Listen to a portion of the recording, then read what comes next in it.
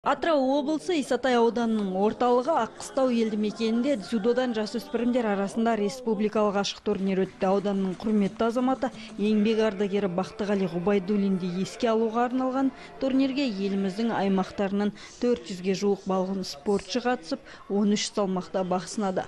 Жарыстың мақсаты күрес түрлерін дамытуға үлес қосу және балғын спортшылардың спортқа келуіне ықпал ету. Биыл екінші рет екінші турнирін өткізіп жатыр.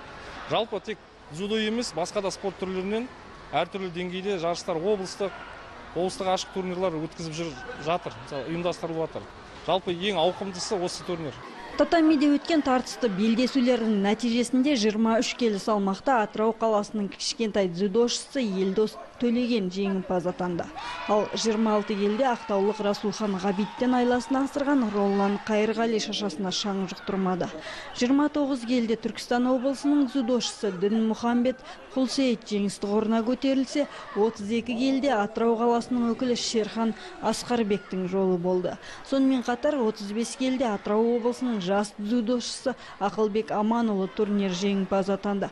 38 келіде ақтаулық Нұғыман Абдразақ ешкімге дес бермей жеңімпаз танылды.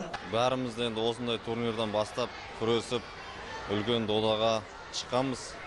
Мұнан осы жарысты ұйымдастырып жатқан ұйымдастырушыларға менің айтар алғысым шексіз. Осындай жас палуандарға мүмкіндік беріп, алдағы бұлар жас буындар ғой, өсіп келе жатқан. Қыздар 4 салмақта кім мықтыны анықтаған нәтижесінде жергілікті Исатай ауданының кішкентай ғана спортшысы Інжу Жұмажан 24 келіде мықты танылды. Одан бөлек Зере Өтепқали, Гүлнұр Рысымхан, Асина Абаттолла секілді қыздарымыз да қарсылас шыдатпай жеңімпаз атанды. Атырау облысынан Бейбіткүл Абдығаппарқызы, Саясат Дүйсенбиев, Қазспорт арнасы үшін. Гренобльде мәнерлеп сырғанаудан 2018-2019 жылғы маусымның соңғы гран-при турнирі өтіп, финалға жолдама алған спортшылар толық белгілі болды. Ерлер арасындағы жекелей сында америкалық Нейтан Чен көш басына қайта шықты. Ол соңғы 2 гран-приде топ жарды. Франция гран-приінде ресейлік Дмитрий Алиев екінші орын алса, тағы бір америкалық Джейсон Браун үздік үштікті түйіндеген. Алайда ол екеуі де маусымның қорытынды сайысына қатыса алмайды. Ванкувердегі финалдық кезеңге 6-шы болып, оңтүстік кореялық Ча Джун Хван ілінді.